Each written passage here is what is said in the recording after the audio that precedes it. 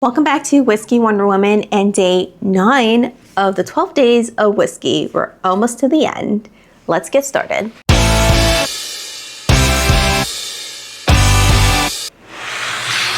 Let's see what Santa left me. Oh, it's a small box and it's heavy. Or maybe I'm just weak. Oh. Ooh, it's a redbreast. I like redbreast. It is redbreast, single pot still. 12 years. This is a cask strength. Wait, I didn't know they made these. Wait, no, the normal redbreast 12 year is not cask strength. It's just a normal 12 year. This is cask strength. Let me fact check myself. Yeah, the Virginia ABC has a redbreast 12 year, but it's not cask strength. Okay, so I'm gonna check Google. Whoa, at Total Wine, this is $135. All right, let's see what we're working with. I'm gonna look at the redbreast website after I do the tasting. So I got some tasting notes. It looks just like the 12 year, but it says cask strength. This is a Christmas surprise, really. Triple distilled and matured in the finest oak casks. Ooh. Oh wait, it says a cornucopia of dried fruit and lively spice with a butterscotch and barley finish. Interesting. Okay, tasting note. Nose is citrus, fruity apricot, sultana.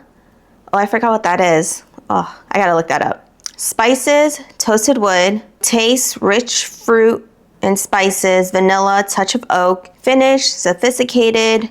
Notes of fruit, spices, toasted oak, then barley. Seems like it's almost like a 12 year, but just more sophisticated. Subtle citrus mingles with dried apricot and sultana on the nose. What the heck is sultana? It's driving me nuts. It's a small light brown seedless raisin. It's supposed to have a sweet taste. So we have sultana on the nose while infusion of luscious fruit, slight vanilla sweetness dance on the palate. A final flourish of fruit, spices, and toasted oak leave a lasting impression. That's what the bottle looks like.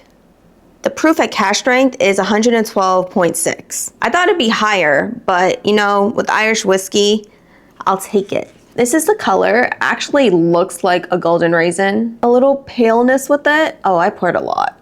Ugh, it has a little pink hue to it. Just right here, I can smell a lot of florals. It really does smell like apricot and vanilla. Now I'm getting that sultana. It's really sweet. You know how raisins are just like extra sweet? That's what it feels like. I am getting the barley, but it's overpowered by a lot of citrus and fruity notes. So it seems like it might be a sweet drink, but maybe not because it said it was going to be toasted oak. But I'm not really getting anything toasted in the aroma. It smells very buttery. Yeah, I think this note is caramel, like a fudgy caramel. Or you know what? Let's go butterscotch. That's what the bottle says. We're going butterscotch. I did get a hint of spice because it burned just a tiny bit. Everything is coming off very fruity and sweet and caramelized. So we're off to a good start. Let's go in for the taste. Cheers. I wanted to hurry that sip just to tell you, just sipping it was enjoyable. It was very smooth. It was just sweet entering the first note. It was creamy and then spices started flowing in. I still get the apricot. Like the apricot is actually a really strong note. I'm not sure I really got any of the toasted oak. Maybe the toasted oak is showing up by bringing spices in the palate and the finish. Even the finish is finishing off sweet. Like it reminds me of a candy and I can't think of it. Let me go in for my second one. Spicier the second time. The barley definitely carries the spice. Allows it to be spicy but not overpower the drink. And I will say this time, I did get hints of the toasted oak, but it didn't come off bitter. And I think the spices were more drying and I think that gives off like a dry, fruity finish, almost like wine. So luckily it wasn't anything bitter or charred. I wish I had the normal redbreast 12 right in front of me so I could do a comparison of the two, but I would just like to say that this is pretty darn good. I didn't even know this existed. I've never heard of it. It's not even on the Virginia website. Let me look up the notes. I wonder when it was even released. I think I'm seeing posts about it from 2023, so I'm going to assume 2023, but I could be wrong. But let me check the Redbreast website. Matured in combination of bourbon seasoned American oak barrels and Oloroso sherry seasoned Spanish oak butts. And distinctive Redbreast sherry style is a joy to behold in each and every bottle. The cask strength expression gives a glimpse of Redbreast 12 in its natural, full flavored taste. Yeah. No succulent exotic fruit with a little citrus, complementing deeper notes of dried apricot. Apricot was really strong. And sultana. Infusion of assorted spices and toasted wood. Taste rich, fully rounded, and mellow with luscious fruits and spices.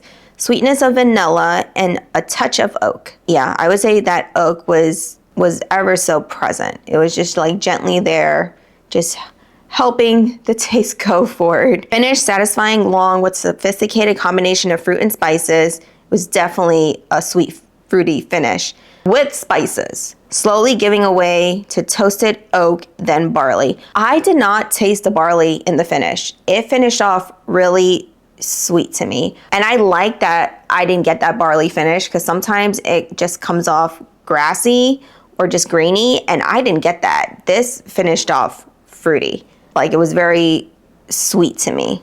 Just scrolling down to like one of the reviews, someone says this is by far one of the best whiskeys I've ever tasted. Someone said buttery, sweet, and high proof. One of my favorite Irish whiskeys. Someone got a bottle that was 116 proof. Wow. Mine is 112. Someone says it tastes like butterscotch candy. I did say it finished like candy, and I couldn't describe it, but it did have a caramel candy taste, but it was more fruity. And I was trying to think of a candy that resembled that, and I really couldn't, because a lot of candy finishes off artificial. Couldn't really think of a good one. I really like this Irish whiskey. I think it's hard for me to find whiskey sometimes that aren't grainy and grassy and just taste like barley. This exceeds my expectation.